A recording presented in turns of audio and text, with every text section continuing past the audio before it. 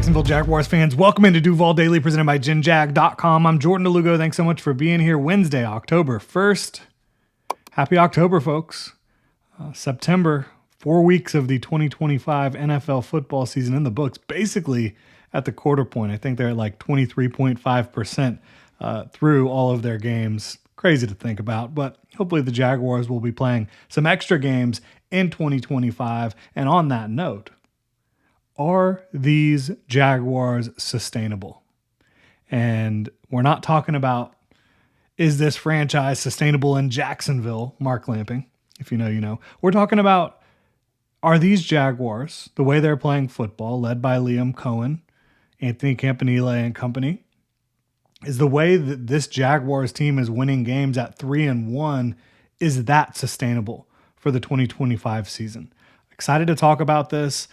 This is a pretty big topic right now. I mean, this Tuesday and Wednesday, kind of a little bit of a lull, dead period in between, the recapping of week 4 and then getting into week 5 is a little bit later for the Jaguars because of Monday Night Football. There's no media stuff today. Get back into the flow of things tomorrow on Thursday, right? So, taking a kind of a bigger picture look at things is what a lot of people are doing right now. And so I want to talk about, are the Jaguars sustainable?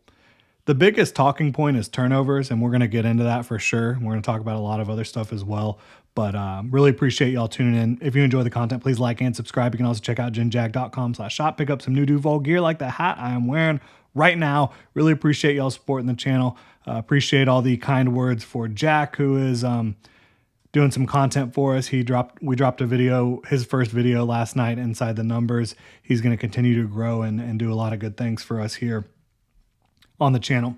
But are the Jaguars sustainable? Talking about turnovers, that's where you have to begin, because that's where the Jaguars have been just so dominant, forcing turnovers on the defensive side of the ball. They have 13 forced turnovers in 4 games.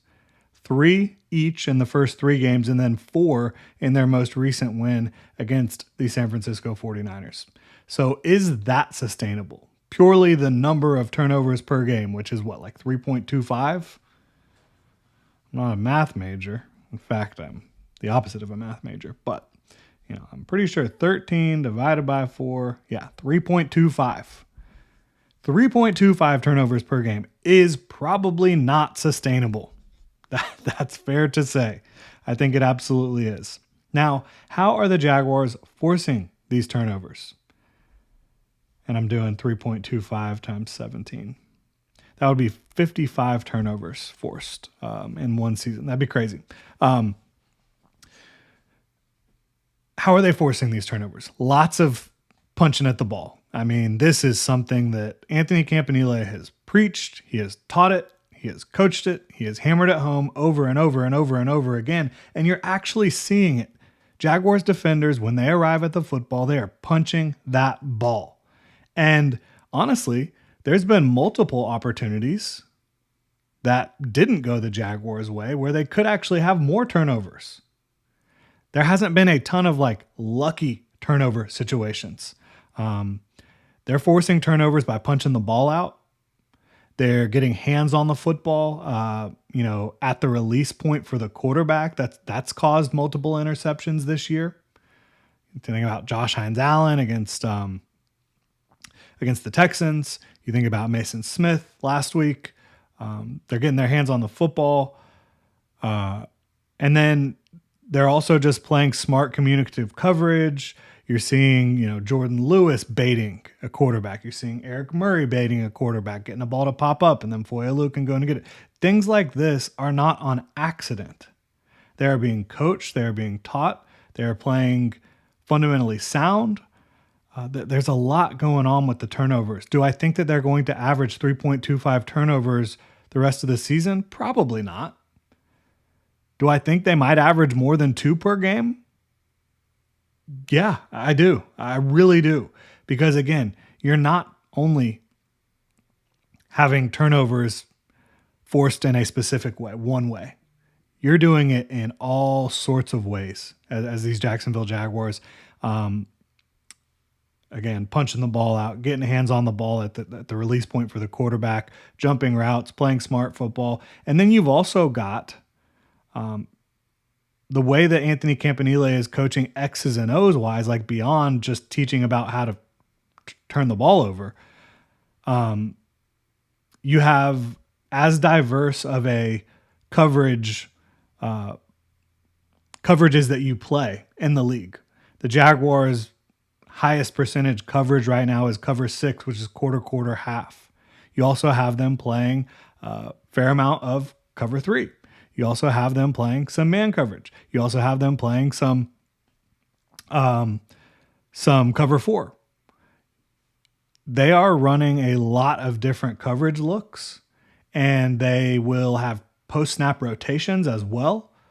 They also do a lot of sim pressure. Sim pressure is where you've got bodies up the line of scrimmage, right? But you might only be rushing 4. You don't know where those 4 are coming from. That makes it very difficult. And you're marrying what you're doing up front with what you're doing on the back end and vice versa. And so I think it is being very well coached, very well drawn up by Anthony Campanile and company. So you add the way that they're coaching, forcing these turnovers, again, active hands at all levels, and then also the way they're dialing it up X's and O's wise and making it confusing and difficult for the offense to read what's happening. And yeah, you have turnovers. And then add in the fact that this is a team that has been leading almost the entirety of the season. They've been leading basically the entire season. That makes it to where your opponent is more likely to turn the football over, right? So all of these factors are leading to the Jaguars having an incredible amount of turnovers. And I don't think that 3.25 per game is sustainable, but I do think more than 2 is. I really believe that this is going to be a team that forces, maybe not every single game, but most games, when you look back at this season, they're probably going to have more than 2 turnovers. They're that good at it. And then you add in the fact that they stop the run. And they stop the run really well. I think part of that's coaching. Part of that is, you have good linebackers at stopping the run. You have good edge defenders at stopping the run. Devon Hamilton's doing well stopping the run. Eric Armstead's a good player. All of your secondary players are not afraid to come in and make tackles and get dirty. Tyson Campbell, obviously. Travis Hunter, your safeties. 82.8 yards per game on the ground is top 4 in the league allowed. 3.9 yards per carry allowed is top 10. But 3.9 yards per carry isn't really illustrating what the Jaguars are doing to stop the opposing rushing attack from a run game perspective. They faced Bryce Young, who did a really good job on the ground against them. CJ Stroud and Brock Purdy both had a couple effective, scrambles against them as well. When you look at just what the Jaguars have done against opposing running backs, they are allowing only 3.4 yards per carry to opposing running backs. That is entirely inefficient for a running game. And in a lot of these situations, most of these games, they've been doing even better than that. I mean, like Christian McCaffrey only averaged 2.9 yards per carry. Yes, he got his through the air. The 49ers are going to do things against you that are going to make it difficult to win. They're a good football team. Christian McCaffrey is still a really good player. But you're stopping the run at an extremely high level. You're stopping the run. You're hunting turnovers. You are as diverse in coverage and your fronts as any team in the league. And you communicate. And you're smart. And you're tough. That's a tough defense. They hit. They bring it. They want to play for their coaching staff. I'd say the Jaguars' defense is sustainable. Again, to the extent of over 3 turnovers per game, maybe not, but I think there's going to be a lot of games the rest of the year where they do get 3 turnovers. I think most games they will get 2, at least. I'd be very surprised if it completely falls off a cliff. So, is it sustainable at that level? No, but are they still going to be one of the best turnover teams in football moving forward? I think so. Offensively, you're running the ball. I'd say that's pretty darn sustainable based on what we've seen from Liam Cohen as a head coach / offensive play caller in this league. Last year with the Buccaneers, he took that team from one of the worst in the league to one of the best. This year with the Jaguars, he's done the same exact thing. His running game is incredible. It helps to have guys like Bucky Irving and Travis Etienne and Bashal Tutin and Rashad White and LeQuint Allen. Yes, it does. It helps to have tough guys up front. And I think they've got some tough guys. I think they've got some good athletes as well up front. They've got Brenton Strange too. He helps out a lot. And now you're starting to see the receivers get in on the action in the blocking game a lot more effectively. Travis Hunter getting after it. Brian Thomas Jr. getting after it. That's a big time development. I don't think the running game is going anywhere. Travis Etienne is playing the best ball he ever has. Bashal Tutin is tough and obviously an extremely good athlete. And when he actually gets some space, I mean, he's going to be tough to deal with. So yeah, stopping the run, running the ball, playing smart, aggressive defense, playing tough football on both sides. Yeah, I'd say that's pretty sustainable. Now, to reach your peak, you need to keep taking steps in the passing game. Brian Thomas Jr. needs to keep looking more comfortable, right? He looked a lot more comfortable in week 4 against the 49ers. You need De'Ami Brown to come back. You need Brenton Strange to keep playing well. You need Trevor Lawrence to make progress in this passing game. You need more vertical shots. You need Travis Hunter to keep getting more involved. But I think the Jaguars absolutely will continue to force turnovers. I think they will continue to get pressure. I think they will continue to stop the run and be diverse in their coverage looks and their front looks, especially in these clear passing situations. I think they'll continue to run the ball. And then you add in a little bit of a better passing game, and this could be one of the best teams in the game. You can also talk about getting a little better on special teams as well.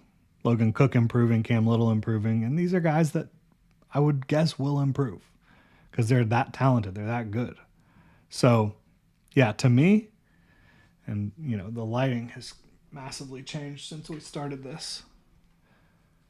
The sun decided to come out. It was a gloomy morning in Jacksonville. To me, I do think the Jaguars are sustainable, and I think that, in fact, that they are extremely dangerous because they could get a lot better. I don't think the running game is going anywhere on either side. I think turnovers will still be a thing. I think even if Trayvon Walker misses some time, which we don't know what's going to happen there yet, you're going to be okay.